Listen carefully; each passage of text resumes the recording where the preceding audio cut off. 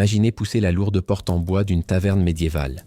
La nuit est tombée, l'air glacé s'engouffre derrière vous, mais aussitôt la chaleur des torches et des foyers vous enveloppe.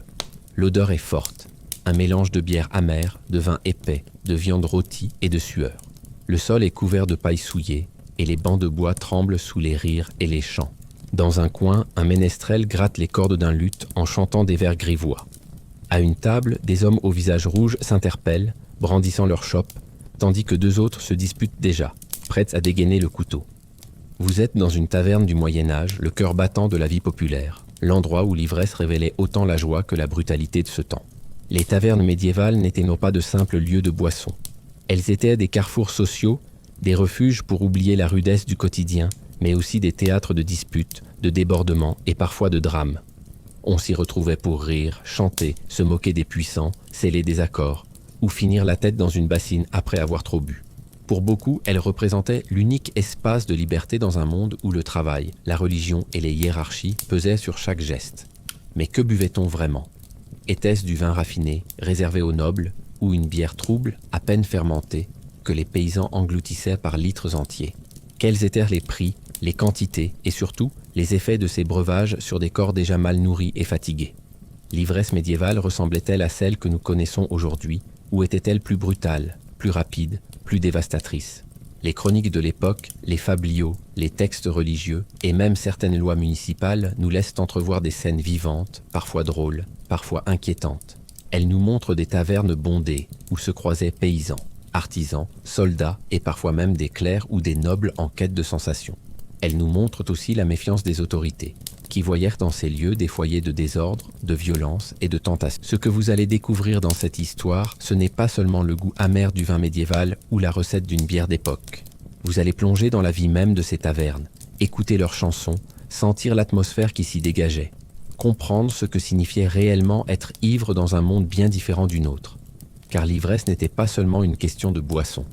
Elle était un langage, une soupape, une manière d'exister dans un quotidien souvent écrasant. Mais avant de continuer ce voyage, prenez un instant.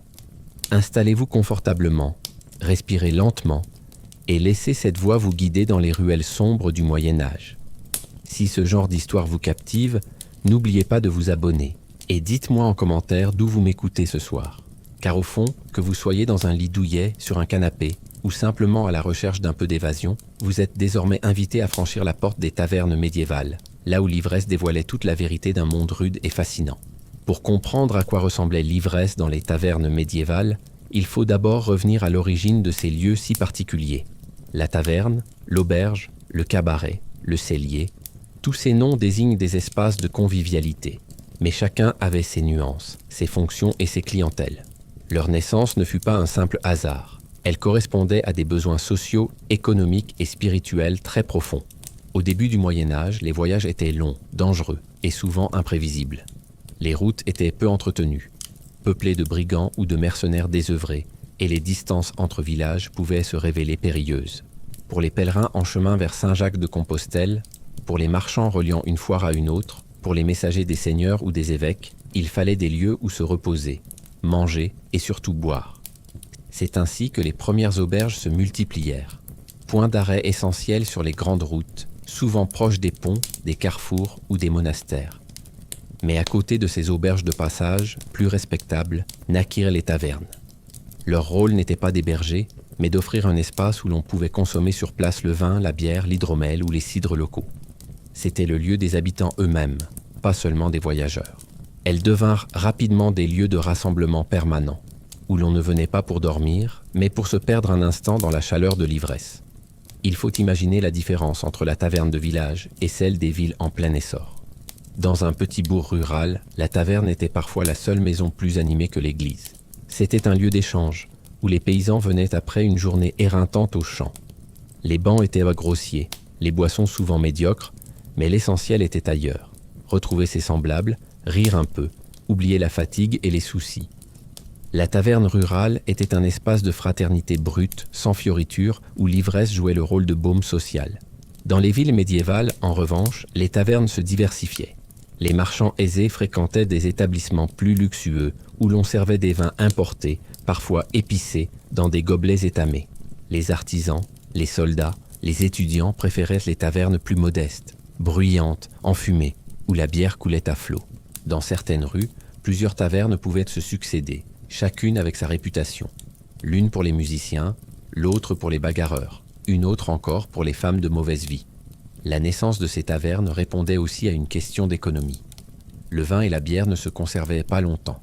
Dans un monde sans bouteilles étanches ni réfrigération, il fallait consommer vite les productions locales. Les taverniers achetèrent donc aux producteurs, installèrent leurs tonneaux dans une salle et servaient directement à la chope. Cela évitait le gaspillage et créait un commerce lucratif. La fiscalité médiévale, souvent sévère, encourageait d'ailleurs les seigneurs ou les villes à contrôler et taxer ces ventes, car l'alcool représentait une source de revenus importante. Un détail essentiel distingue aussi la taverne médiévale de notre imaginaire moderne. Il n'y avait pas vraiment de séparation entre l'espace public et l'espace privé. Le tavernier, souvent, vivait dans la même maison où il servait. Sa famille côtoyait les clients. Les enfants passaient entre les bancs, les animaux entraient parfois. Cela créait une atmosphère à la fois intime et chaotique, où tout semblait se mélanger. Il serait faux de penser que ces tavernes étaient perçues uniquement comme des lieux de vice. Elles avaient aussi une fonction sociale reconnue. C'est là que se négocièrent des accords, que se réglèrent des disputes, que circulaient des nouvelles. On y racontait les grands événements, les guerres, les rumeurs sur les seigneurs ou les décisions de l'Église. La taverne était une sorte de forum populaire, un espace où la parole circulait librement, parfois trop librement au goût des autorités. Ce caractère incontrôlable attira rapidement la méfiance des pouvoirs religieux et civils. Dès le XIIe siècle, des conciles ecclésiastiques condamnèrent l'habitude des clercs de fréquenter les tavernes. On craignait que l'ivresse n'entraîne la luxure, la violence et la perte de temps consacrée à la prière. Mais cette condamnation n'empêcha pas certains moines ou prêtres de s'y rendre discrètement, attirés par la chaleur humaine et le vin facile. Dans les villes, les autorités imposèrent parfois des règlements pour limiter les horaires d'ouverture, interdire les jeux de hasard ou contrôler la qualité des boissons. Mais malgré ces interdits, la demande restait trop forte. La taverne s'imposait comme un besoin vital. On pourrait dire que la taverne naquit de la rencontre entre trois réalités: la fatigue du quotidien, l'économie des boissons et la nécessité d'un espace de liberté. Dans un monde dur, violent, hiérarchisé, elle représentait une soupape. On pouvait y chanter des chansons irrévérencieuses, se moquer d'un seigneur, plaisanter sur un prêtre. On pouvait y oublier, le temps de quelques chopes, la lourde chape de contraintes qui pesait sur les épaules de chacun. Les chroniques nous racontent que certaines tavernes devinrent si célèbres que des voyageurs faisaient des détours pour les visiter. Leur réputation reposait autant sur la qualité des boissons que sur l'ambiance qu'on y trouvait. On y rencontrait des conteurs, des musiciens, des joueurs de dés. L'ivresse n'était pas seulement un effet de l'alcool, c'était une atmosphère partagée, une contagion de joie et de tumulte. Ainsi, dès leur naissance, les tavernes furent plus qu'un simple commerce. Elles devinrent le cœur battant de la vie médiévale, un lieu où se concentraient toutes les tensions de l'époque. Travail et repos, vertu et vice, fraternité et violence. Elles étaient à la fois redoutées et indispensables, condamnées par l'Église mais recherchées par le peuple. Elles étaient le miroir d'un monde rude, où l'ivresse n'était pas un luxe, mais une échappatoire. Et c'est dans cette ambiance unique, mélange de chaleur humaine et de chaos, que l'on va maintenant plonger plus en profondeur. Car si les tavernes étaient les lieux de naissance de l'ivresse, encore faut-il comprendre ce que l'on y buvait, et comment ces boissons façonnaient les corps et les esprits. Lorsque l'on évoque l'ivresse médiévale, la première question qui vient à l'esprit est simple. Que buvait-on réellement dans ces tavernes ? Car contrairement à notre époque où l'eau potable est accessible partout, au Moyen-Âge, boire de l'eau n'allait pas de soi. Les rivières et les puits pouvaient être contaminés, et les citadins savaient bien que l'eau stagnante pouvait rendre malade. C'est pourquoi les boissons fermentées occupaient une place essentielle. Elles désaltéraient, nourrissaient et rassuraient. Mais ces breuvages n'avaient rien à voir avec nos verres de vin raffiné ou nos bières modernes. Ils étaient souvent épais, acides, instables et parfois dangereux. Le vin, tout d'abord, tenait une place prestigieuse. Dans les régions méditerranéennes, Italie, Espagne, sud de la France, il était la boisson la plus répandue. Les vignobles existaient depuis l'époque romaine et étaient entretenus par les monastères, qui jouaient un rôle central dans la culture et la diffusion du vin. Mais attention, ce n'était pas le vin limpide et corsé que l'on connaît aujourd'hui. Il était souvent trouble, trop acide, parfois coupé d'eau, et on y ajoutait volontiers des épices, du miel ou même de la résine pour en masquer l'amertume. Boire du vin médiéval, c'était accepter un goût rude, mais aussi la certitude de s'enivrer rapidement, car il était rarement contrôlé en termes de degré d'alcool. La bière, elle, dominait les régions du nord de l'Europe. Angleterre, Allemagne, Flandre, Scandinavie. Là où la vigne poussait mal, les céréales fournissaient une alternative. Mais la bière médiévale n'était pas filtrée, ni stabilisée. Elle ressemblait davantage à une bouillie liquide, riche en levure, parfois épaisse au point de nourrir presque autant qu'elle désaltérait. On parlait même de pain liquide. Chaque brasseur, souvent une brasseuse d'ailleurs, car les femmes tenaient un rôle clé dans la fabrication de la bière familiale, avait sa recette. Certaines étaient bonnes, d'autres infectes. L'ivresse, dans une taverne du Nord, pouvait donc varier grandement selon la qualité de la cuve. Et comme la bière devait être bue fraîche, on en produisait beaucoup, mais elle s'aigrissait vite. Résultat, les tavernes sentaient souvent le mal tourné, une odeur familière mais peu engageante. Il existait aussi l'hydromel, boisson plus ancienne encore, fabriquée à base de miel fermenté. On la trouvait surtout dans les régions nordiques et rurales. Moins courante que la bière ou le vin, elle avait une réputation de boisson de fête, presque magique, associée aux dieux et aux rituels. Dans les tavernes, l'hydromel pouvait être servi lors des grandes occasions, mais il coûtait plus cher et restait moins courant. Pourtant, sa douceur sucrée en faisait une boisson redoutable. On en buvait facilement de grandes quantités avant de réaliser son effet. À côté de ces trois grands piliers existaient aussi des boissons régionales. Dans certaines campagnes, on buvait du cidre ou du poiré, issus des vergers locaux. Dans d'autres, des piquettes, sortes de vins de mauvaise qualité obtenus en pressant plusieurs fois les mêmes grappes, circulaient dans les tavernes populaires. Toutes ces boissons avaient un point commun. Elles n'étaient jamais parfaitement stables et leurs effets sur l'organisme pouvaient être rapides, brutaux et imprévisibles. Un élément essentiel à retenir est que ces boissons n'étaient pas consommées uniquement pour se divertir. Elles étaient intégrées au quotidien. Les paysans buvèrent de la bière légère dès le matin, parfois dès l'aube, avant de partir au champ. Les enfants eux-mêmes consommaient des petites bières ou des vins coupés d'eau, car on les considérait plus sûrs que l'eau pure. L'alcool était donc omniprésent dans la vie médiévale. Mais dans les tavernes, il prenait une autre dimension. On ne buvait plus seulement pour se nourrir, mais pour oublier, pour rire, pour se laisser emporter. Cette omniprésence de l'alcool explique aussi pourquoi l'ivresse médiévale pouvait être différente de la nôtre. Les organismes étaient habitués à des doses régulières de boissons fermentées. L'ivresse ne venait pas toujours d'un verre isolé, mais d'une accumulation tout au long de la journée, exacerbée le soir dans la chaleur d'une taverne bondée. Imaginez des hommes déjà imprégnés d'alcool arrivant dans un lieu où les cruches circulaient sans fin, où l'ambiance poussait à boire encore. L'ivresse collective prenait vite le dessus, mais la qualité de ces boissons variait tellement que les effets pouvaient être extrêmes. Un vin mal conservé pouvait être imbuvable, mais on le buvait tout de même. Une bière trop fermentée pouvait provoquer des malaises. L'hydromel trop sucré pouvait emporter les esprits en quelques gorgées. L'ivresse médiévale n'était donc pas seulement joyeuse. Elle était parfois violente, brutale, marquée par la faiblesse des corps déjà fatigués par le labeur et la malnutrition. Dans certaines régions, les autorités tentaient de réguler la consommation. Des lois fixaient la taille des chopes, interdisaient de couper le vin avec trop d'eau ou d'y ajouter des produits douteux. Mais ces règles étaient rarement respectées. Les taverniers, pour économiser, rallongeaient les boissons, mélangeaient des fonds de tonneaux, servaient des breuvages dont l'origine restait incertaine. Les clients le savaient, mais dans l'euphorie du moment, peu importait. L'essentiel était de sentir la chaleur de l'alcool les envahir. Ce mélange de vin, de bière et d'hydromel formait le socle de l'ivresse médiévale. Mais chacun de ces breuvages portait aussi une symbolique. Le vin, boisson des nobles et du clergé, représentait le prestige, la religion, la civilisation héritée des Romains. La bière, boisson du peuple, symbolisait la force brute, la fraternité des artisans et des paysans. L'hydromel, plus rare, conservait une aura presque mystique, héritée des anciens rituels païens. Dans une taverne, ces boissons coexistaient, créant un mélange de saveurs, de cultures et de classes sociales. Il faut aussi imaginer les quantités. Les sources nous rapportent que certains buvaient des litres en une soirée. Les cruches circulaient de table en table. Les chopes étaient constamment remplies. L'idée de boire avec modération n'existait pas. L'ivresse était recherchée, assumée, parfois même valorisée. Un homme capable de boire sans tomber était admiré pour sa robustesse. Un autre, s'écroulant dans la paille, devenait la cible des rires.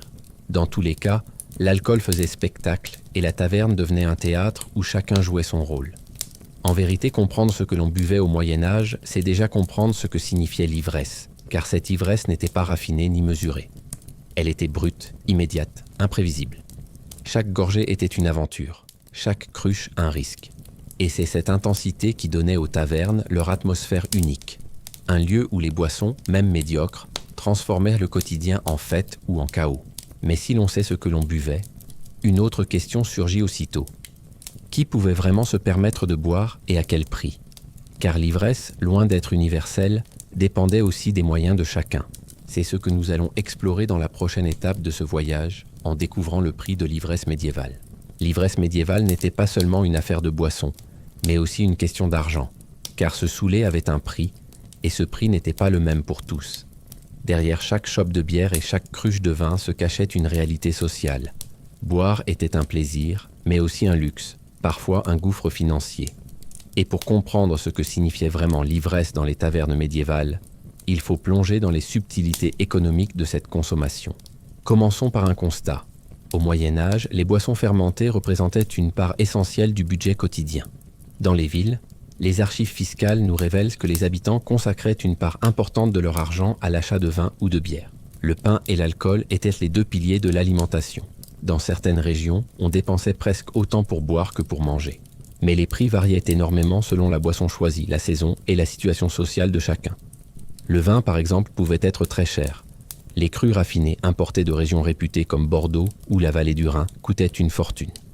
Ces vins étaient réservés aux nobles, aux grands marchands, aux ecclésiastiques puissants. On les servait dans les banquets aristocratiques, dans des coupes précieuses, comme symbole de prestige et de raffinement. Mais dans les tavernes populaires, on trouvait des vins de qualité médiocre, des piquettes tirées de grappes épuisées. Ces breuvages, acides et faibles, coûtaient beaucoup moins cher. On pouvait en boire sans se ruiner, mais leur goût laissait souvent à désirer. La bière, elle, était plus abordable, surtout dans les régions du Nord. Chaque ville, chaque village avait ses brasseries locales, souvent tenues par des femmes appelées brasseuses. Ces productions, consommées rapidement, coûtaient moins cher que le vin importé. Les artisans, les ouvriers, les étudiants pouvaient donc se permettre de boire régulièrement. Mais même la bière connaissait des variations de prix. Une bière fraîche, bien fermentée, coûtait plus que les fonds de cuve ou les bières trop légères. Et les taverniers n'hésitaient pas à gonfler leurs marges en coupant la boisson avec de l'eau ou en rallongeant les tonneaux avec des mélanges douteux. L'hydromel, plus rare, était souvent considéré comme une boisson de fête. Le miel, ingrédient principal, était un produit cher. Une cruche d'hydromel coûtait plus qu'une bière et parfois autant qu'un vin de qualité moyenne. On ne le consommait donc pas tous les jours, mais lors de célébrations particulières, mariages, foires, fêtes saisonnières. Dans les tavernes, l'hydromel était un signe d'exception, un luxe que peu pouvaient s'offrir régulièrement. Mais combien coûtait réellement une soirée d'ivresse? Les documents médiévaux nous donnent quelques indices. Dans certaines villes, une chope de bière pouvait coûter l'équivalent de quelques deniers, soit une fraction de la paie journalière d'un ouvrier. Un vin médiocre était un peu plus cher, mais restait accessible. En revanche, un vin importé, comme un Bordeaux destiné à l'élite, pouvait coûter jusqu'à 10 ou 20 fois plus. Cela signifie qu'un artisan pouvait se saouler à la bière pour une dépense raisonnable, mais qu'un marchand qui voulait impressionner ses invités en buvant du vin raffiné devait dépenser une petite fortune. Cette dimension sociale était fondamentale. Dans les tavernes populaires, on buvait beaucoup, mais avec des boissons bon marché. L'ivresse était accessible, mais elle avait un goût âpre, celui des breuvages coupés et mal conservés. Dans les tavernes plus huppées, l'ivresse avait un autre visage, plus raffiné, plus prestigieux, mais réservé à une minorité. Boire devenait alors une façon de montrer sa richesse, sa position, son pouvoir. La taverne elle-même adaptait ses prix en fonction de sa clientèle. Dans un port animé, les taverniers savaient que les marins, après des semaines en mer, étaient prêts à dépenser sans compter. Les prix grimpaient donc. Dans les villages, au contraire, les tavernes de campagne restaient modestes. Elles devaient s'adapter aux paysans, qui n'avaient pas beaucoup de monnaie sonnante et trébuchante. Mais même dans ces lieux plus humbles, certains se ruinaient pour une soirée d'ivresse. Car l'alcool était plus qu'un plaisir, c'était une échappatoire. Il faut aussi rappeler que les autorités surveillaient de près les prix. Dans certaines villes, les consuls ou les prévôts fixaient des tarifs maximums pour éviter les abus. Les taverniers étaient parfois contraints d'afficher publiquement les prix de leurs boissons. Mais ces règlements étaient souvent contournés.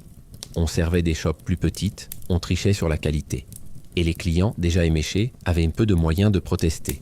L'ivresse médiévale avait donc un coût variable, mais jamais négligeable.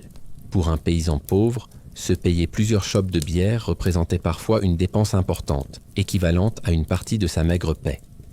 C'est pourquoi les soirs de fête, on voyait des hommes boire jusqu'à ne plus tenir debout, comme s'ils voulaient rentabiliser chaque pièce dépensée. Pour les riches, au contraire, l'ivresse pouvait devenir un signe de générosité.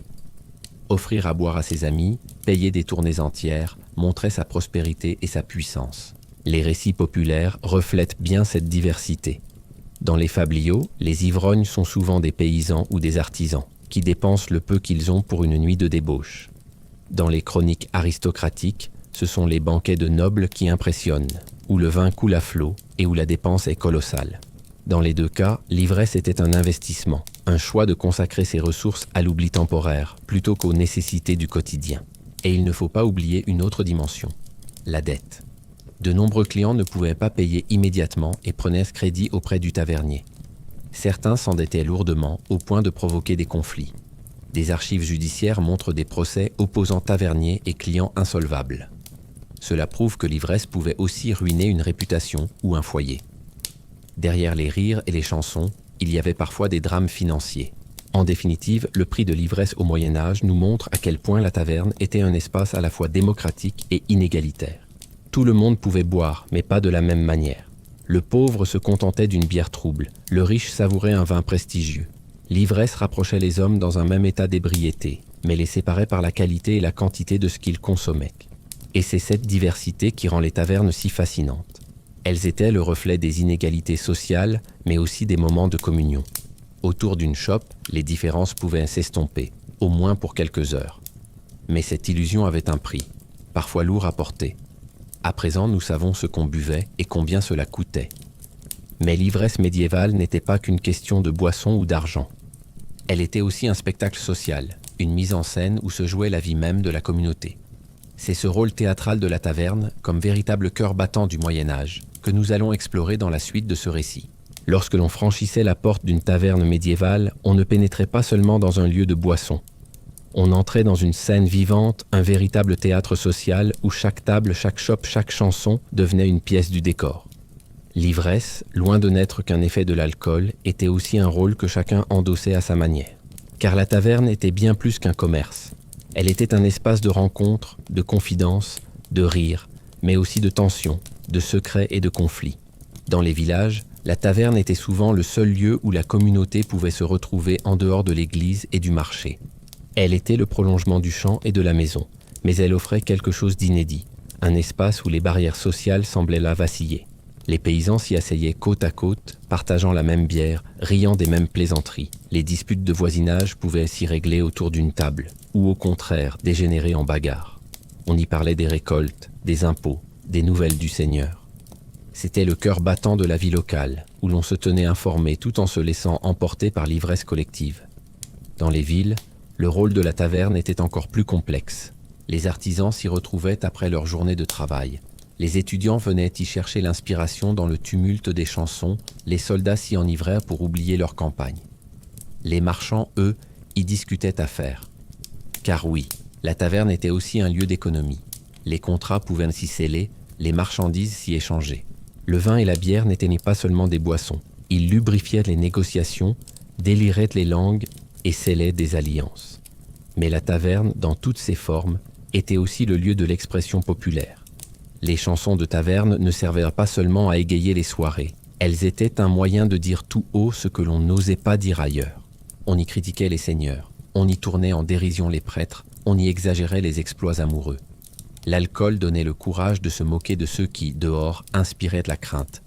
C'était une soupape sociale, une manière pour les petites gens d'affirmer une voix qu'on leur refusait dans l'espace officiel. Ce théâtre social ne se limitait pas aux hommes.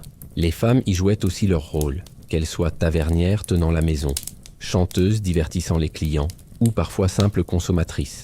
La présence féminine ajoutait une dimension supplémentaire.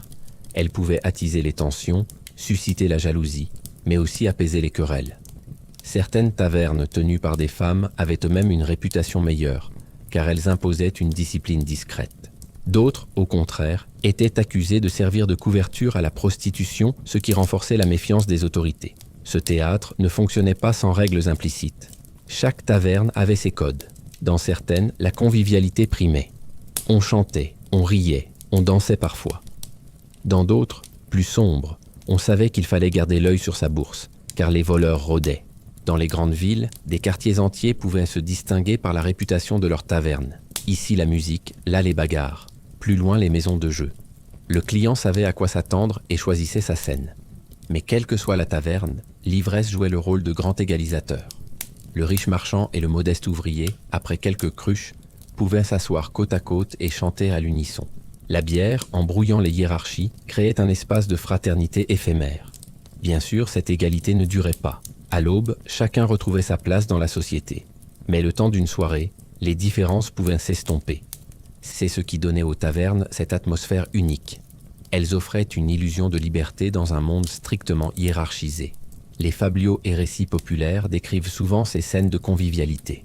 Ils peignent des tavernes pleines de bruit et de chaleur, où les ivrognes titubent, où les chanteurs improvisent des vers grivois, où les serveuses rient aux éclats. Ils montrent aussi la face sombre, les disputes qui éclatent, les dettes impayées, les maris rentrant ivres et provoquant des drames domestiques. Mais dans tous les cas, la taverne est au centre, comme le lieu où la vie se révèle dans toute sa crudité. L'autorité civile et religieuse, bien entendu, observait ce théâtre avec inquiétude. Les tavernes étaient perçues comme des foyers de désordre. Les sermons des prêtres dénonçaient régulièrement ces lieux où l'on perdait son temps, son argent et son âme. Les règlements municipaux tentaient d'encadrer leur fonctionnement. Interdiction d'ouvrir après certaines heures, limitation des jeux de hasard, contrôle des prix. Mais malgré tout, les tavernes prospéraient, car elles répondaient à un besoin fondamental, celui de se retrouver, de partager, d'oublier. Un détail frappant de ce théâtre social réside dans la circulation des nouvelles. À une époque sans journaux, sans radio, sans internet, la taverne était un véritable centre d'information. On y apprenait les décisions du Seigneur, les rumeurs de guerre, les épidémies, les scandales. On y racontait aussi des histoires, des légendes, des contes. L'ivresse favorisait cette circulation orale, car les langues se déliaient, les récits se faisaient plus colorés, plus exagérés. En sortant d'une taverne, on n'avait pas seulement bu. On avait entendu des histoires qui allaient nourrir les conversations du lendemain. Ainsi, la taverne médiévale fonctionnait comme un miroir de la société. Elle révélait ses fractures, ses tensions, ses espoirs. Elle était à la fois un lieu de solidarité et de danger, de rires et de larmes. L'ivresse qui s'y déployait n'était pas seulement individuelle, elle était collective. Elle transformait la salle en un espace où la communauté tout entière se mettait en scène, consciente ou non. Et c'est peut-être cette dimension théâtrale qui explique pourquoi les tavernes ont laissé une trace si forte dans l'imaginaire. Elles étaient le lieu où tout pouvait arriver, où les rôles sociaux pouvaient être renversés, où les voix pouvaient s'élever contre l'ordre établi. Elles étaient un laboratoire de liberté, mais aussi un creuset de désordre. En sortant de ce théâtre social, une question persiste. Que devenait cette énergie, cette exubérance, lorsqu'elle se traduisait en chansons, en cris, en poèmes improvisés? Car l'ivresse médiévale ne se contentait pas de remplir les ventres. Elle nourrissait la culture populaire, les refrains et les satires qui ont traversé les siècles. C'est ce que nous allons explorer dans la prochaine étape, en découvrant l'univers bruyant et coloré des chansons de taverne. Si les tavernes médiévales étaient des théâtres sociaux, elles étaient aussi des salles de concert improvisées, où la musique et les chansons occupaient une place centrale. Car l'ivresse n'était pas seulement une affaire de boissons de prix ou de querelles. Elle se nourrissait aussi des voix qui résonnaient dans ces lieux. Des refrains qui se répétaient des chœurs grivois ou mélancoliques, qui donnaient une âme à ces soirées. Sans les chansons, l'ivresse médiévale aurait été plus morne, plus silencieuse. Avec elle, elle devenait spectacle, mémoire collective et parfois même acte de résistance. Les chansons de taverne étaient avant tout populaires. Elles naissaient dans la bouche des artisans, des soldats, des étudiants et se transmettaient de table en table, de ville en ville, sans qu'aucun auteur ne soit clairement identifié. Elles appartenaient à tout le monde. Certaines étaient très simples, des refrains courts que l'on pouvait répéter en chœur, faciles à retenir même après plusieurs cruches. D'autres, plus longues, racontèrent des histoires comiques, des farces mettant en scène des ivrognes, des maris trompés, des prêtres ridiculisés. Ces récits chantés, souvent improvisés, permettaient au peuple de rire de ses propres travers, mais aussi de critiquer indirectement les puissants. Le rôle de la musique allait au-delà de la simple distraction. Dans une salle enfumée, remplie de voix et de rires, un chant commun avait le pouvoir d'unir les clients, de transformer une foule disparate en une communauté. Lorsque tous se mettaient à chanter le même refrain, l'ivresse devenait collective, presque rituelle. Le chant rythmait les gorgées, accompagnaient les toasts, renforçaient l'impression que le temps d'une soirée, les distinctions sociales pouvaient disparaître. Les étudiants médiévaux, en particulier, ont laissé des traces de leurs chansons de taverne. Les manuscrits connus sous le nom de Carmina Burana, datant du XIIIe siècle, contiennent plusieurs poèmes qui évoquent directement le vin, la bière, les jeux et les excès. Bien avant de devenir une œuvre musicale célèbre grâce à Karl Orff au XXe siècle, ces textes étaient déjà des hymnes à l'ivresse, chantés dans les tavernes ou lors de fêtes étudiantes. Ils évoquent la joie du boire, mais aussi la fragilité de la vie, la conscience que tout est éphémère et qu'il faut profiter de l'instant. Ces chansons témoignent d'une vérité simple. L'alcool et la musique étaient indissociables dans la culture festive médiévale.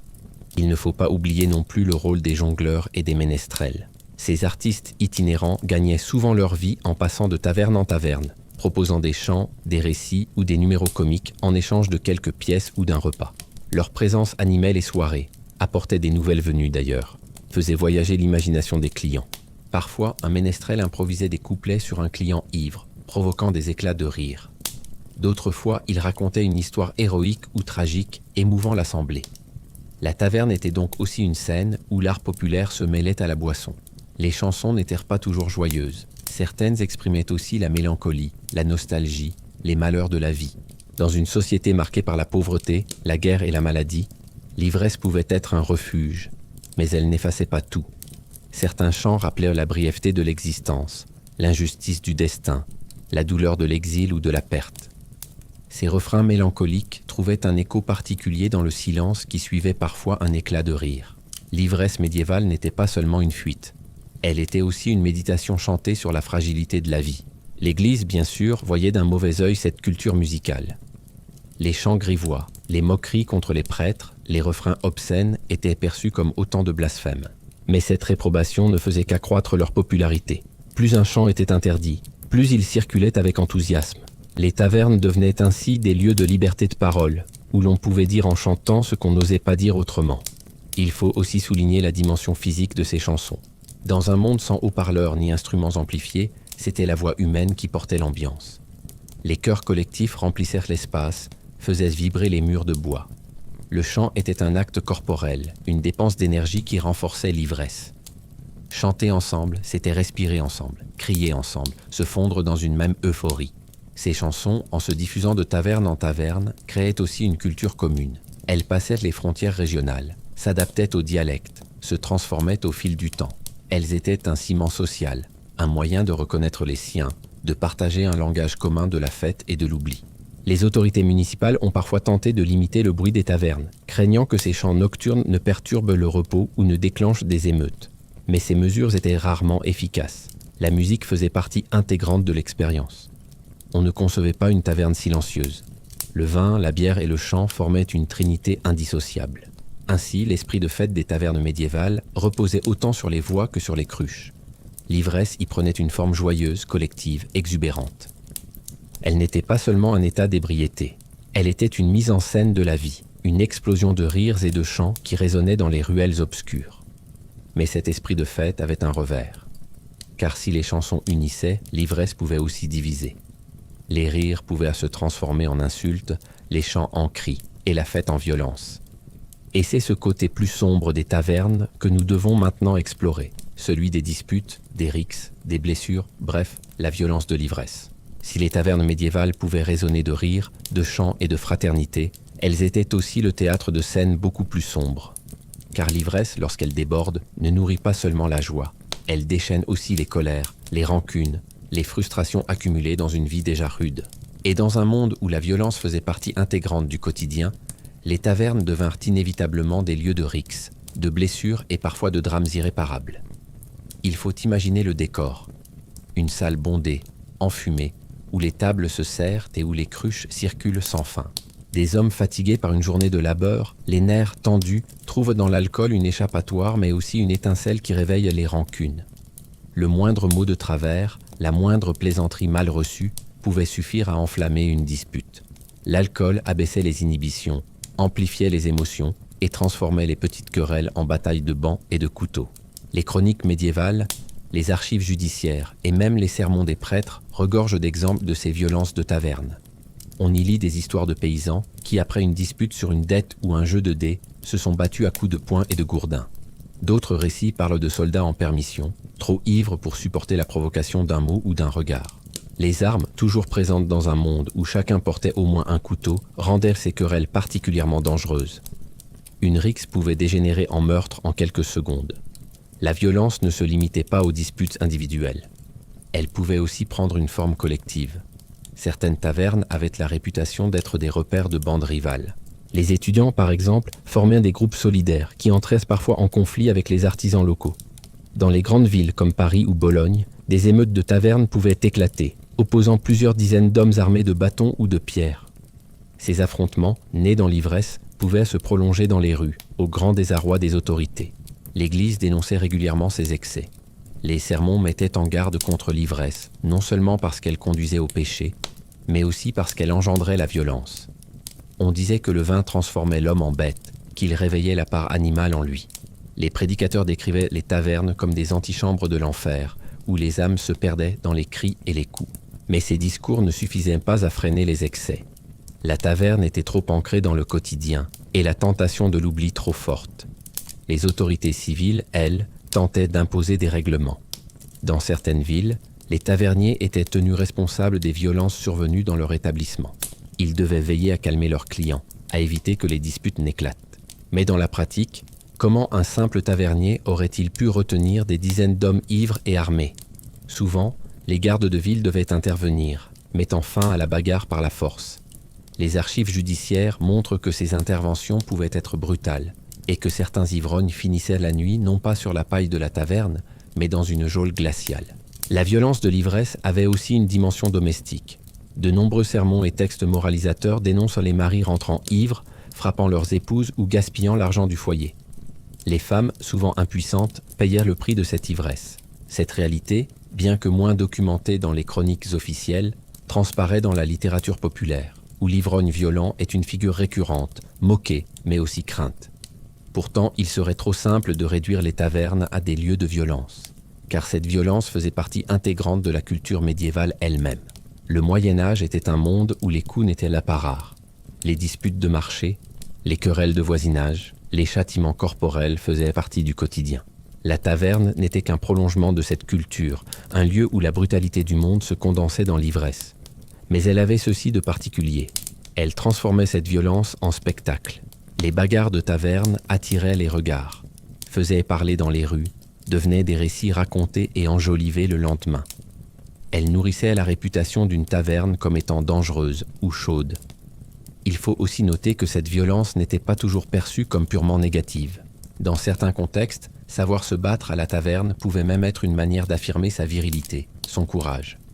Un homme qui se laissait insulter sans réagir pouvait perdre son honneur. À l'inverse, celui qui tenait tête, qui sortait victorieux d'une rixe, gagnait en réputation. L'ivresse devenait alors un terrain d'épreuve, une scène où l'on mesurait la force et la bravoure. Cette dimension ambivalente, à la fois crainte et valorisée, explique pourquoi la violence de l'ivresse est restée si présente dans l'imaginaire médiéval. Les chansons, les fabliaux, les contes la mettent en scène avec un mélange d'horreur et de rire. On se moque de l'ivrogne qui tombe, mais on admire celui qui frappe plus fort. On rit de la bagarre, mais on retient aussi la leçon. L'ivresse est un jeu dangereux, où la fête peut basculer en drame. En somme, la taverne médiévale était un lieu de contraste. Elle pouvait être douce et joyeuse, emplie de chants et de fraternité. Mais elle pouvait en un instant devenir brutale, sanglante, marquée par des cris et des coups. L'ivresse révélait le meilleur comme le pire, la convivialité comme la violence. Elle était une loupe grossissante de la société, montrant à la fois la solidarité et la brutalité des hommes. Et derrière cette violence se cachait aussi une question de genre. Car si les hommes occupaient massivement les tavernes et leurs rixes, qu'en était-il des femmes? Quelle place leur était laissée dans ces lieux de boissons et de débordements? Étaient-elles spectatrices, victimes ou parfois actrices de ces scènes? Pour le comprendre, il faut ouvrir une nouvelle porte, celle de la présence féminine dans l'ivresse médiévale. Dans l'imaginaire collectif, les tavernes médiévales apparaissent souvent comme des lieux presque exclusivement masculins. Soldats bruyants, paysans ivres, étudiants chantant à gorge déployée. Pourtant, les femmes n'étaient jamais totalement absentes de ces espaces. Elles y tenaient parfois un rôle central, discret ou ambigu, selon leur position sociale, leur fonction et la perception qu'en avait la société. Pour comprendre la complexité de la présence féminine dans les tavernes, il faut explorer les différentes figures qui s'y croisaient. La tavernière, la cliente, la serveuse, mais aussi la femme jugée perdue, associée à la débauche. La figure la plus respectée était sans doute celle de la tavernière. Dans de nombreux villages et villes, les tavernes étaient tenues par des femmes, parfois veuves ou héritières d'un mari décédé. Le commerce de la boisson pouvait être lucratif, et certaines femmes réussirent à bâtir leur indépendance grâce à lui. Elles géraient les achats de vin et de bière, servaient les clients, encaissaient les paiements. Leur réputation reposait sur leur autorité et leur capacité à maintenir l'ordre dans un espace qui pouvait facilement basculer dans le chaos. Une tavernière habile savait calmer une querelle par une plaisanterie, éloigner un client trop pressant ou encore négocier avec les autorités locales pour éviter les amendes. Dans un monde où les femmes avaient peu de liberté économique, tenir une taverne offrait un rare espace d'autonomie. Mais cette indépendance avait un revers, car les tavernes étaient aussi suspectées d'abriter des activités jugées immorales. Beaucoup de tavernières étaient accusées, à tort ou à raison, de tolérer la prostitution dans leurs murs, voire d'y participer elles-mêmes. L'Église, toujours méfiante, dénonçait ces lieux où les hommes ivres pouvaient céder à la luxure. Ainsi, l'image de la tavernière oscillait entre celle de la mère respectable qui nourrissait la communauté et celle de la tentatrice qui conduisait les âmes à la perdition. Cette dualité reflète bien l'ambivalence du rôle féminin dans les tavernes, à la fois indispensable et stigmatisé. Qu'en était-il des clientes ? Leur présence était plus rare, mais pas inexistante. Dans les campagnes, les femmes pouvaient venir à la taverne, surtout lors des fêtes, des mariages ou des foires. Elles y buvaient parfois de la petite bière, moins alcoolisée, ou du vin coupé d'eau. Mais leur consommation excessive était sévèrement jugée. Une femme ivre devenait immédiatement la cible de moqueries, de critiques et parfois de violences. Dans les textes religieux, l'image de la femme ivre est celle du désordre absolu, de la honte incarnée. On la compare à une créature animale, incapable de retenue, symbole du péché. Là où l'ivrognerie masculine pouvait être perçue comme une faiblesse comique ou une démonstration de virilité, l'ivresse féminine était considérée comme une transgression insupportable. Cette différence de perception est révélatrice. Elle montre à quel point la société médiévale était construite sur une hiérarchie des genres où les mêmes comportements n'étaient pas jugés de la même façon. Un homme ivre pouvait être excusé par la fatigue, le travail, la camaraderie. Une femme ivre, en revanche, était perçue comme déchue, indigne, menaçante pour l'ordre social. Cette stigmatisation explique pourquoi de nombreuses femmes restaient en marge des tavernes ou n'y apparaissaient que dans des contextes particuliers. Il existait aussi la figure de la serveuse, employée dans certaines tavernes plus grandes, notamment en ville. Elle apportait les cruches, nettoyait les tables, servait les clients. Sa présence ajoutait une dimension de séduction implicite. Un sourire, un geste, pouvaient attiser les désirs des hommes déjà ivres. Mais ces serveuses étaient aussi exposées à des risques.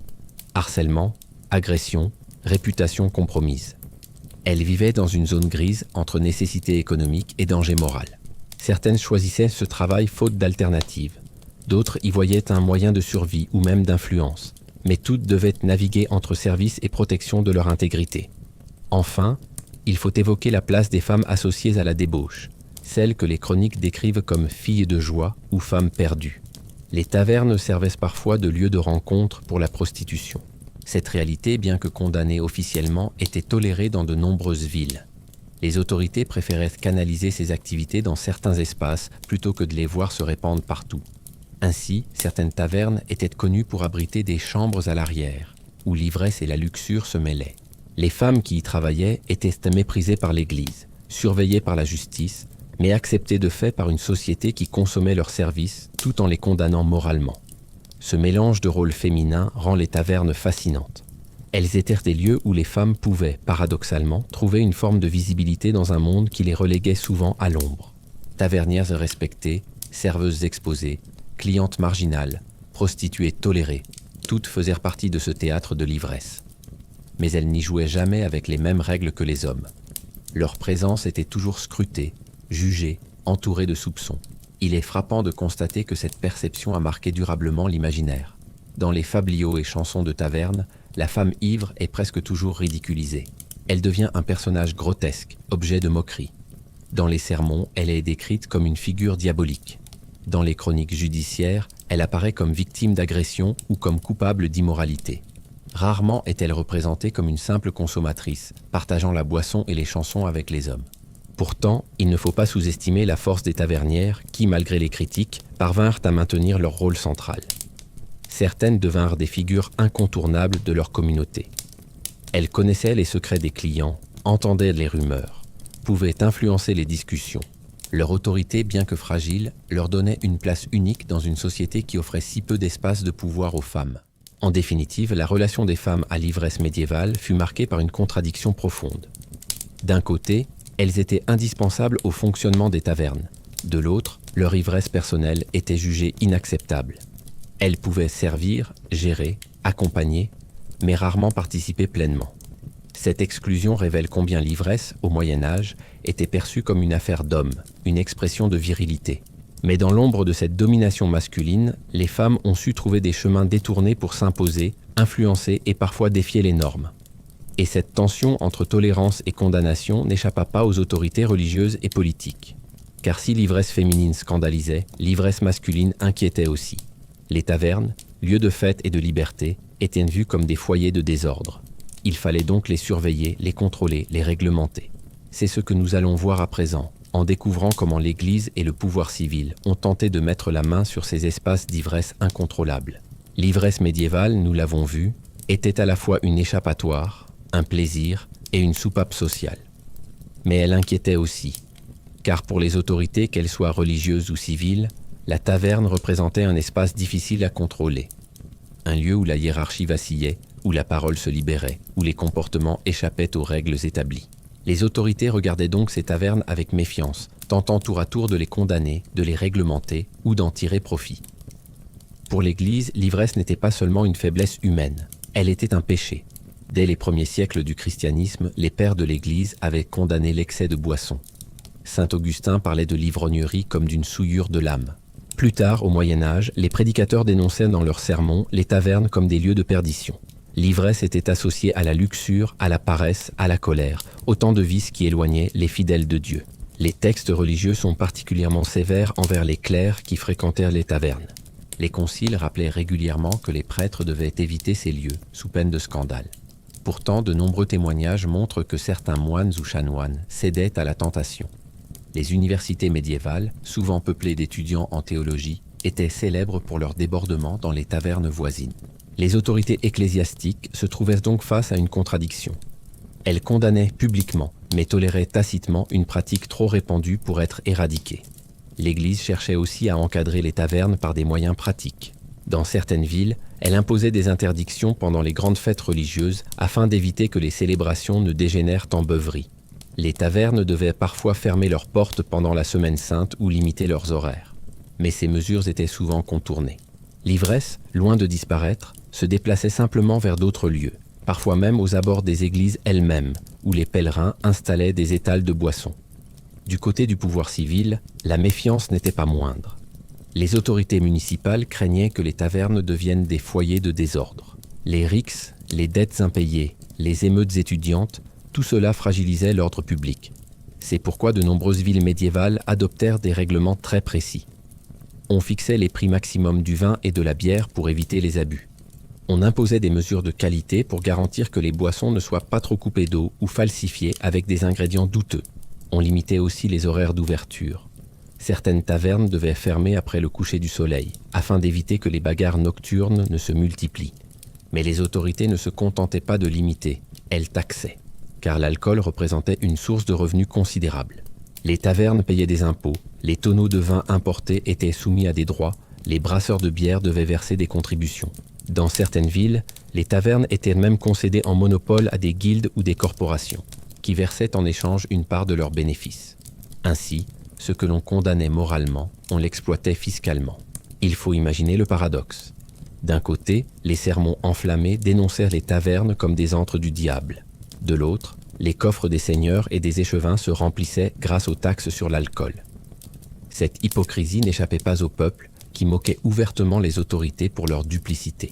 Les chansons de taverne regorgent d'allusions ironiques à ces prélats ou magistrats qui condamnaient l'ivresse en public mais buvaient en privé. Le contrôle des tavernes avait aussi une dimension politique. Ces lieux étaient des espaces de parole libre, où l'on échangeait des nouvelles, où l'on critiquait les seigneurs, où l'on colportait des rumeurs. Les autorités craignaient que ces discussions n'alimentent des révoltes. Dans certaines villes, des espions étaient envoyés dans les tavernes pour écouter les conversations, repérer les meneurs potentiels. La taverne, perçue comme un danger, devenait ainsi un lieu de surveillance.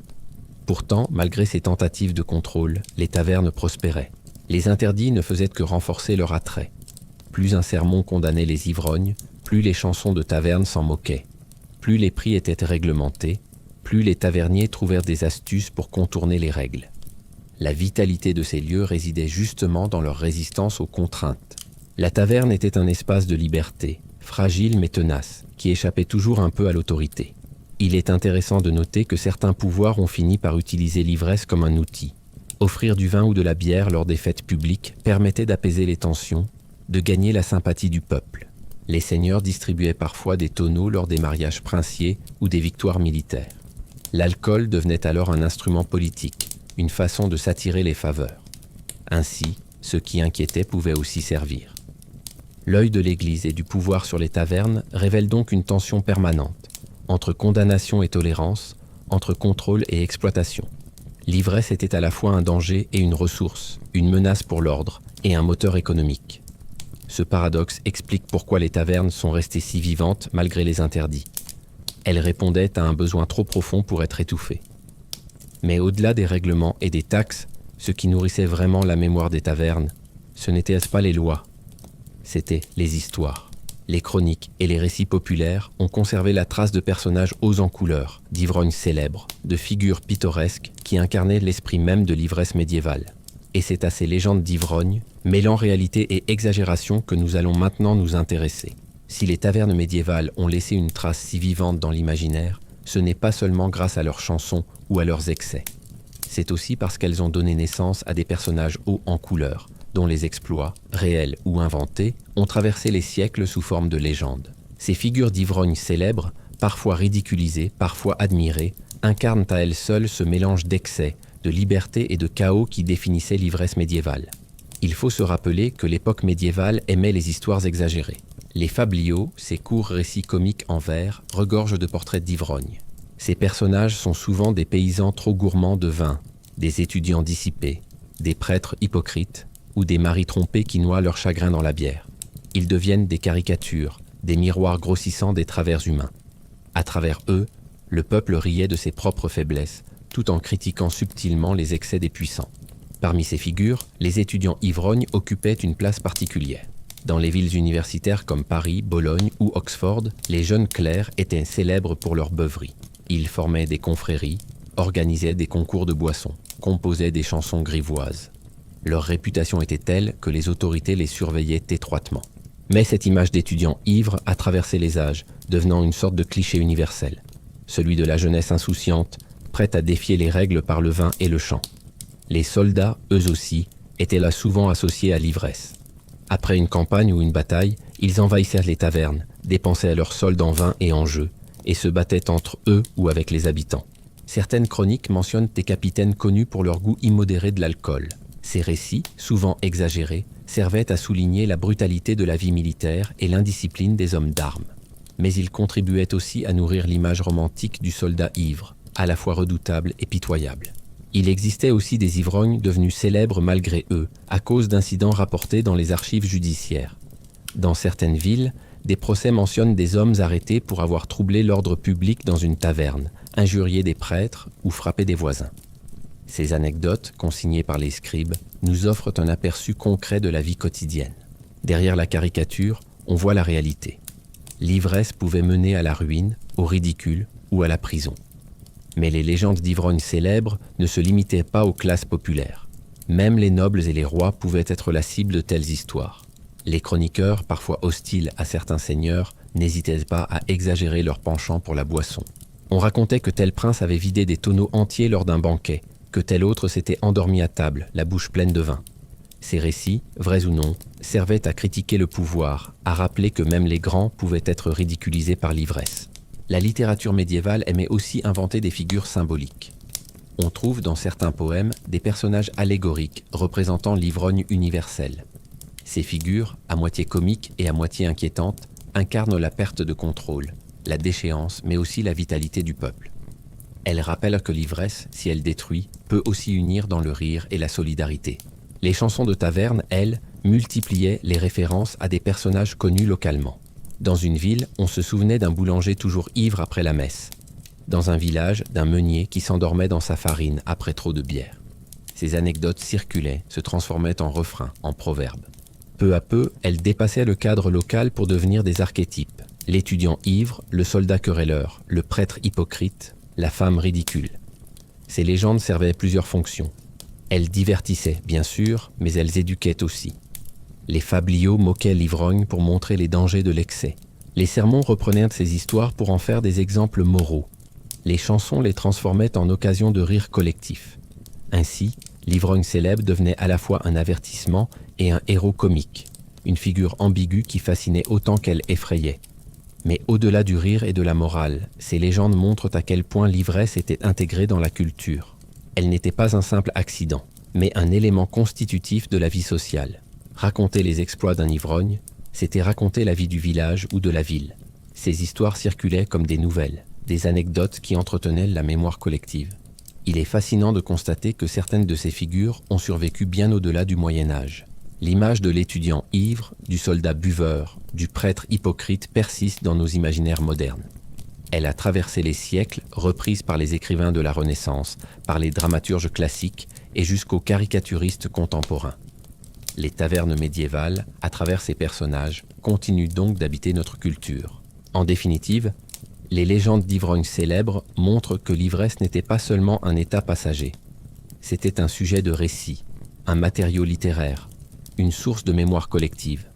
L'ivrogne médiéval, qu'il soit réel ou inventé, est devenu un personnage à part entière, inscrit dans l'histoire comme symbole des excès, des rires et des dangers de l'alcool. Et c'est précisément cette dimension culturelle que nous allons explorer maintenant. Car l'ivresse ne s'arrêtait pas aux chansons et aux bagarres. Elle nourrissait la créativité populaire, les contes, les proverbes et les traditions orales qui circulaient de génération en génération.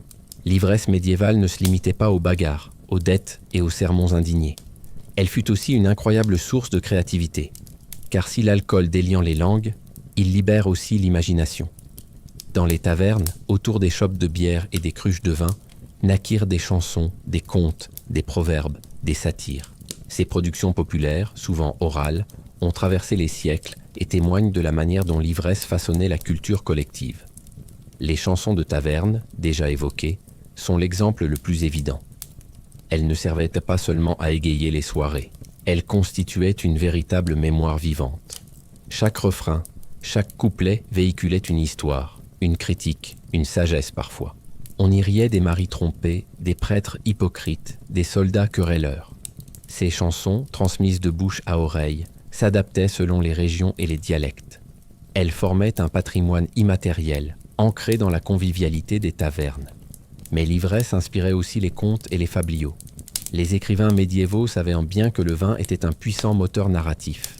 De nombreux récits commencent par une scène de taverne, où un personnage ivre devient le protagoniste d'une aventure ridicule ou tragique. L'ivresse est alors le ressort comique ou dramatique qui déclenche l'action. Dans les fabliaux, on voit des hommes perdre leur argent au jeu après trop de verre, des femmes ridiculiser leurs maris ivres, des prêtres démasqués dans leurs vices. L'alcool devient le révélateur des faiblesses humaines, un miroir grossissant qui met en lumière les travers de chacun. Les proverbes, eux aussi, portent la trace de cette créativité liée à l'ivresse. Le Moyen-Âge raffolait de dictons, transmis de génération en génération. Beaucoup tournaient autour de la boisson. Qui trop boit perd raison, le vin fait parler vérité, ou encore à vin nouveau, chanson nouvelle. Ces maximes reflétaient l'expérience collective. Elles rappelaient les dangers de l'excès, mais reconnaissaient aussi le rôle de l'alcool comme révélateur de la vérité intérieure. Car dans l'imaginaire médiéval, l'ivresse n'était pas seulement une chute morale. Elle pouvait être perçue comme une forme de dévoilement, un moment où l'homme montrait son vrai visage. Cette idée se retrouve dans la satire. L'ivrogne devenait un personnage récurrent de la critique sociale. Dans les poèmes satiriques, on se moquait des clercs qui prêchaient la tempérance le matin et buvaient le soir. On dénonçait les seigneurs dépensant des fortunes en banquets, tandis que leurs paysans avaient nos faim. On ridiculisait les juges et les notables, trop ivres pour rendre la justice. La taverne, avec ses excès, servait de cadre idéal pour dénoncer l'hypocrisie et l'injustice. Ainsi, l'ivresse devenait un outil politique, une arme de dérision. Mais la créativité populaire ne s'arrêtait pas au texte. Elle s'exprimait aussi dans les jeux. Les tavernes médiévales étaient remplies de dés, de cartes rudimentaires, de paris en tout genre. L'ivresse rendait ces jeux plus bruyants, plus risqués, plus inventifs. Les hommes inventaient de nouvelles règles, de nouveaux gages, transformant chaque partie en spectacle. Certains jeux donnaient naissance à des chansons improvisées, à des histoires racontées le lendemain. L'alcool, en dissolvant les barrières, favorisait l'inventivité ludique. Il faut aussi évoquer la dimension visuelle de cette créativité. Les marges des manuscrits médiévaux regorgent de dessins satiriques, des moines ivres, des paysans titubants, des animaux caricaturant les excès humains. Ces enluminures humoristiques, réalisées parfois par des copistes eux-mêmes influencés par l'ambiance des tavernes, montrent que l'ivresse inspirait aussi les arts graphiques. La culture de l'alcool imprégnait tout, des chants aux images. Ce qui est fascinant, c'est que cette créativité née dans les tavernes n'était pas considérée comme secondaire. Elle faisait partie intégrante de la culture médiévale. Les érudits pouvaient la mépriser, mais ils la connaissaient. Certains clercs eux-mêmes composaient des chansons à boire, parfois sous pseudonyme. La frontière entre culture savante et culture populaire s'effaçait dans l'ivresse. Les tavernes devenaient des laboratoires de créativité où se mélangeaient toutes les classes sociales. Il faut imaginer la scène, une salle enfumée, des voix qui s'élèvent, un ménestrel qui improvise un couplet, un étudiant qui répond par une rime, un artisan qui ajoute une plaisanterie. En quelques minutes, un nouveau chant est né. Le lendemain, un voyageur le reprend dans une autre ville, l'adapte à son dialecte, change quelques mots. Peu à peu, la chanson circule, se transforme, devient patrimoine commun. C'est ainsi que l'ivresse a contribué à la richesse de la culture orale médiévale. Même les sermons, hostiles aux tavernes, montrent, malgré eux, cette créativité. En condamnant les chansons grivoises ou les proverbes paillards, ils nous révèlent leur existence. Les prédicateurs se plaignent que le peuple préfère chanter à boire plutôt que réciter des prières. Mais cette plainte est en réalité une preuve. La culture de l'ivresse était si forte qu'elle concurrençait la parole religieuse. L'ivresse et la créativité populaire formaient donc un couple indissociable. La boisson libérait les langues, déliait les imaginations, encourageait l'improvisation. Elle transformait la taverne en atelier collectif où chacun devenait poète, chanteur, conteur. Elle faisait de l'excès un ferment de culture. Et cette culture, transmise par la voix et le rire, est peut-être la plus fidèle image de ce qu'était réellement la vie dans les tavernes médiévales. Mais à côté de cette créativité, une autre réalité se dessine, celle de la mémoire collective qui a transformé les tavernes en symboles. Car au fil des siècles, notre vision de ces lieux s'est nourrie autant de récits populaires que de représentations littéraires et artistiques. L'image des tavernes médiévales que nous portons aujourd'hui est-elle fidèle à la réalité ou façonnée par l'imaginaire ? C'est ce que nous allons explorer à présent, en comparant la vision médiévale avec la représentation moderne des tavernes. Lorsque l'on imagine aujourd'hui une taverne médiévale, les images affluent aussitôt. Longues tables de bois massives, bougies tremblantes, cruches débordant de bière mousseuse, bardes jouant du luth, et dans un coin, une bagarre caricaturale entre deux soldats éméchés. Ces représentations, popularisées par le cinéma, les romans et les jeux vidéo, font partie intégrante de notre imaginaire collectif.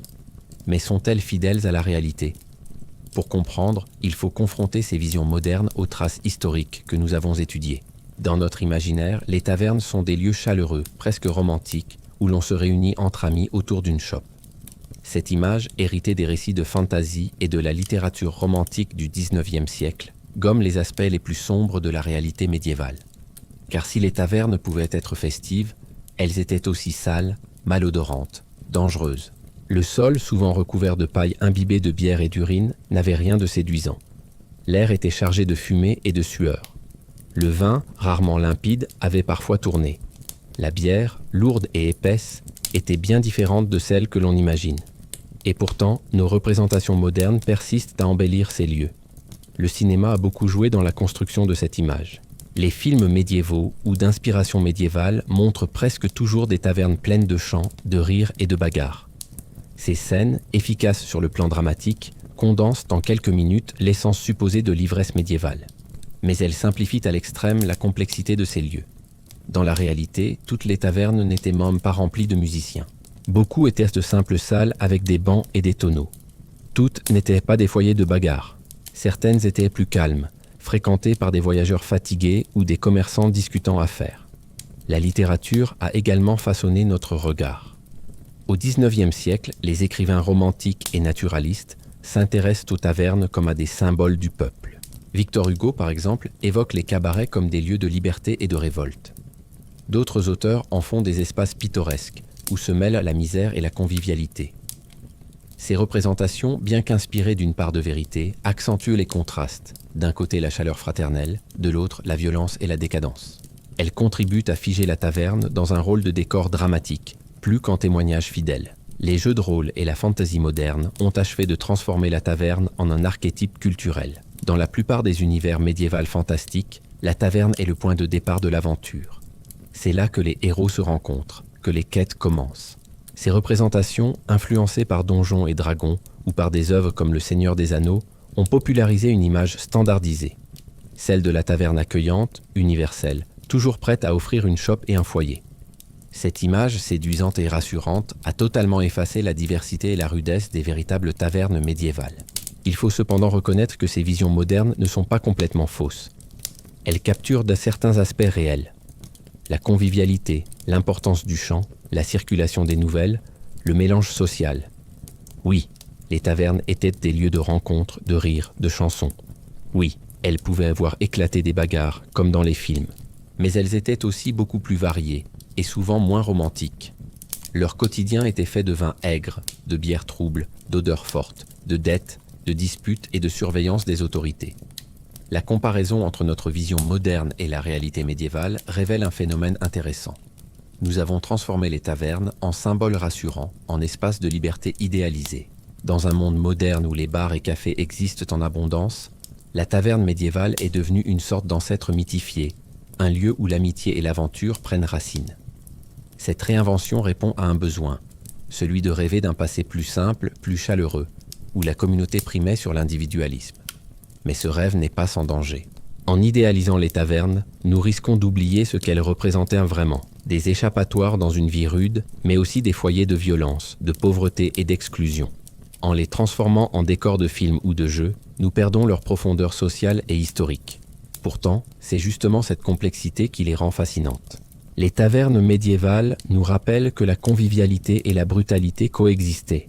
Elles étaient des lieux de solidarité, mais aussi de conflit. Elles abritaient des chants joyeux, mais aussi des cris de douleur. Elles reflétaient la condition humaine dans toute sa diversité.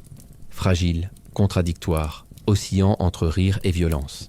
En comparant nos visions modernes avec la réalité, nous comprenons que l'ivresse médiévale était bien plus qu'une caricature. Elle était un phénomène social total, englobant la fête, la culture, la politique, l'économie et la religion. Nos représentations actuelles, si elles simplifient, témoignent malgré tout d'un héritage puissant, celui d'un lieu qui continue à nous fasciner, à inspirer nos récits et nos rêves. Mais il reste une question fondamentale. Pourquoi ce mythe de la taverne médiévale entre réalité et imagination nous attire-t-il tant encore aujourd'hui ? Peut-être parce qu'il reflète un besoin universel, celui de trouver, dans un monde difficile, un espace de liberté, même éphémère. Et c'est précisément ce rôle, celui de soupape sociale et de miroir des désirs humains, que nous allons explorer dans la dernière section de ce récit. Quand on contemple le rôle des tavernes au Moyen-Âge, une question demeure. Pourquoi l'ivresse y occupait-elle une place si centrale, au point de marquer les chansons, les récits et les mémoires collectives ? Derrière la bière trouble et le vin aigre, derrière les bagarres et les chants paillards, il y avait quelque chose de plus profond, une fonction sociale presque essentielle que remplissait l'ivresse. Car dans un monde dur, hiérarchisé, parfois désespérant, l'alcool n'était pas seulement une distraction. Il était une soupape, un échappatoire, un miroir et même, parfois, une arme. Le premier rôle de l'ivresse était celui de l'oubli. Le quotidien médiéval était marqué par la fatigue, la pauvreté, les impôts, la peur des famines et des guerres. Pour la majorité des paysans et des artisans, la vie se résumait à un travail harassant, rythmé par les saisons, et rarement récompensé par l'abondance.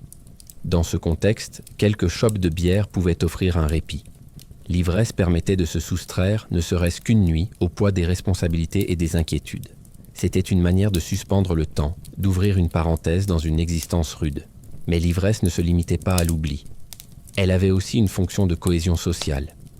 Dans les tavernes, les différences de rang et de richesse s'estompaient.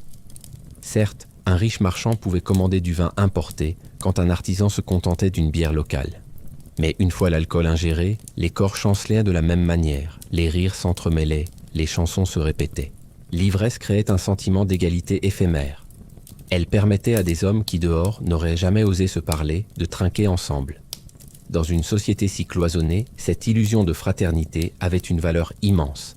Elle jouait aussi un rôle de libération de la parole. À une époque où la critique du seigneur ou du prêtre pouvait être dangereuse, l'ivresse offrait un masque. Sous couvert de vin, on osait dire ce qu'on taisait à jeun. On se moquait des puissants, on dénonçait les injustices, on murmurait des rumeurs. L'alcool faisait tomber les barrières de la peur. Ce n'est pas un hasard si les autorités surveillaient les tavernes.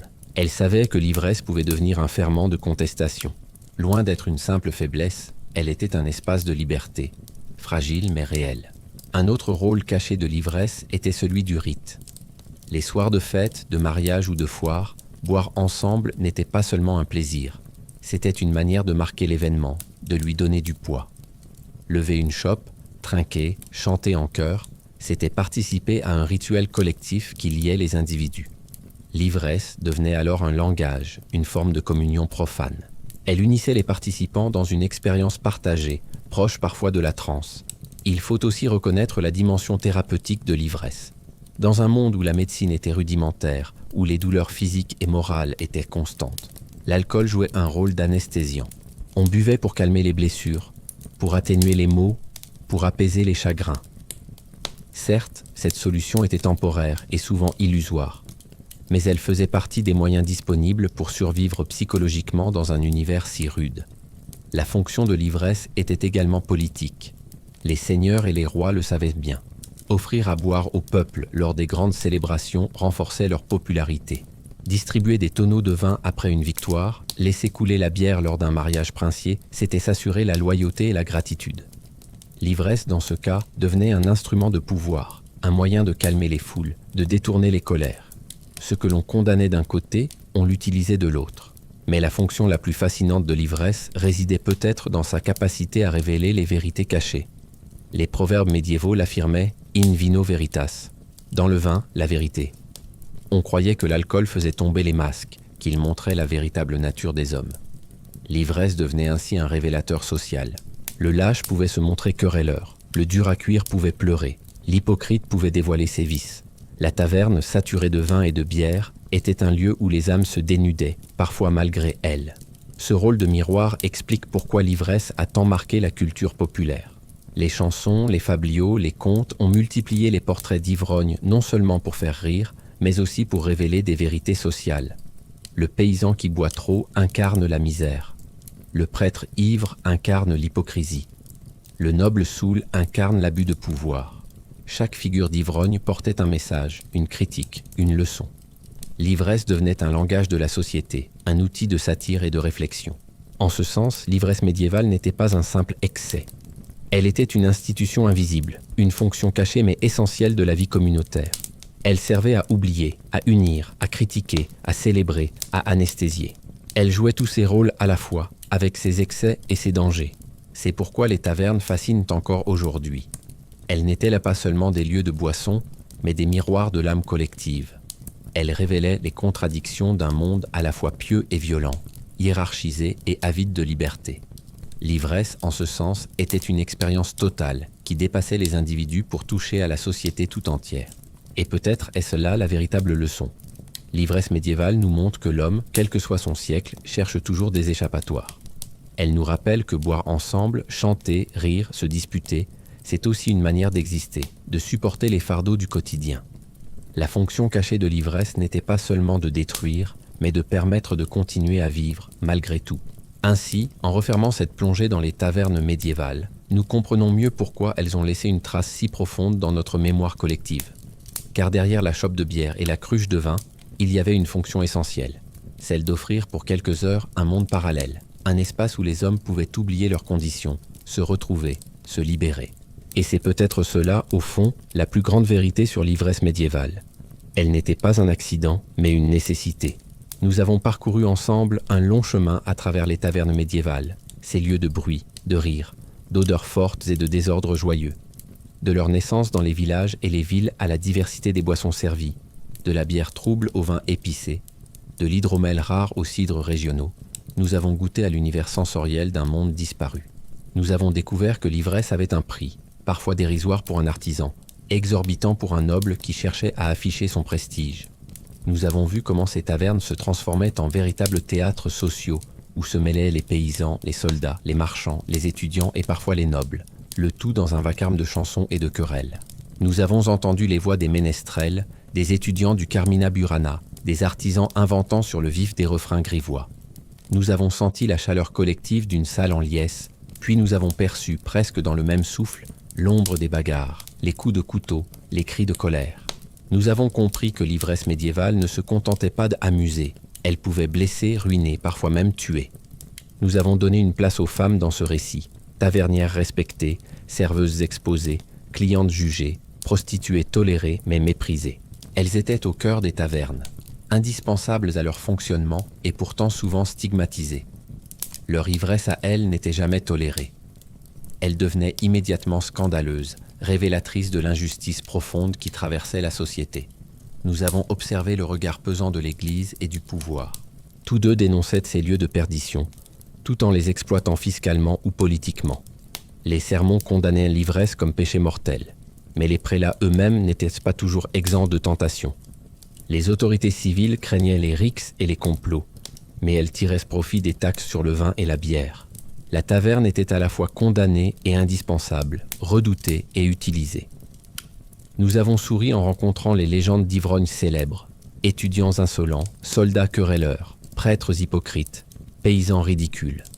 Leurs exploits, amplifiés par les fabliaux et les chansons, sont devenus des archétypes qui nourrissent encore notre imaginaire. Ces figures caricaturales nous ont rappelé que l'ivresse était aussi un sujet de rire, un moyen de critiquer les puissants et de dévoiler les faiblesses de chacun. Nous avons ensuite plongé dans la créativité populaire, alimentée par l'alcool. Chansons improvisées, proverbes transmis de génération en génération, fabliaux qui ridiculisaient les excès. Tout cela formait un tissu culturel vivant, né dans les tavernes et propagé dans toute la société. Nous avons vu comment l'ivresse, loin d'être stérile, devenait un moteur de mémoire et de culture, une source d'inspiration qui continue de résonner dans nos chansons et nos histoires modernes. Nous avons comparé cette réalité médiévale avec notre vision actuelle. Nos films, nos romans, nos jeux de rôle ont embelli les tavernes, les transformant en lieux romantiques, chaleureux, pittoresques. Nous avons compris que cette image est à la fois fausse et fidèle. Fausse parce qu'elle gomme la saleté, la brutalité et la pauvreté. Fidèle parce qu'elle capture quelque chose de vrai sur la convivialité, la liberté et l'énergie collective de ces lieux. Enfin, nous avons levé le voile sur la fonction cachée de l'ivresse. Nous avons vu qu'elle servait d'oubli, de fraternité, de critique, de rite, de thérapie. Nous avons compris qu'elle était une institution invisible, une nécessité sociale autant qu'un plaisir individuel. L'ivresse n'était pas seulement un accident de parcours, elle était une composante essentielle de la vie médiévale, un miroir grossissant des contradictions humaines. Et que retenir au terme de ce voyage? Peut-être ceci. L'ivresse médiévale n'était pas une faiblesse isolée, mais une réponse collective à un monde dur, hiérarchisé, souvent oppressant. Dans la chaleur d'une taverne, autour d'une chope de bière ou d'une cruche de vin, les hommes trouvaient une parenthèse de liberté. Ils riaient, chantaient, criaient, se battaient, mais surtout, ils vivaient. Dans un monde où la vie était courte, fragile, menacée par la guerre, la famine ou la maladie, l'ivresse était une manière d'affirmer son humanité, de savourer l'instant, de dire « nous sommes encore là ». La taverne, avec ses odeurs, ses rumeurs et ses chansons, fut donc bien plus qu'un décor. Elle fut un miroir du Moyen-Âge. Un miroir brut, déformant parfois, mais profondément révélateur. Elle reflétait les inégalités sociales, mais aussi la fraternité possible. Elle montrait les excès, mais aussi la créativité. Elle révélait les tensions entre l'ordre et la liberté. En elle, tout le Moyen-Âge se condensait, dur et joyeux, violent et chaleureux, pieux et paillard. Alors, la prochaine fois que vous entendrez parler d'une taverne médiévale, ne vous contentez pas d'imaginer une salle de film ou de roman. Pensez à ces hommes et ces femmes, fatigués par leur labeur, qui trouvaient dans l'ivresse un refuge et une force. Pensez aux chansons qui résonnaient, aux bagarres qui éclataient, aux rires qui fusaient. Et souvenez-vous que l'histoire des tavernes n'est pas seulement une anecdote pittoresque, c'est une leçon sur la condition humaine. Car au fond, cette histoire nous dit quelque chose de nous-mêmes. Nous cherchons toujours, aujourd'hui encore, des lieux où nous retrouver, rire, boire, oublier nos soucis. Les tavernes médiévales nous rappellent que malgré les siècles, nos besoins n'ont pas tant changé. L'ivresse, qu'elle soit médiévale ou moderne, continue de remplir la même fonction, nous rapprocher, nous libérer, nous rappeler que vivre, c'est parfois accepter de perdre un instant le contrôle. Et c'est peut-être là au fond le plus grand secret des tavernes médiévales. Elles nous enseignent que même dans les temps les plus sombres, les hommes ont toujours cherché un peu de lumière, un peu de chaleur, un peu de liberté. Dans l'ivresse des tavernes, ils trouvaient tout cela, fût-ce pour une nuit seulement.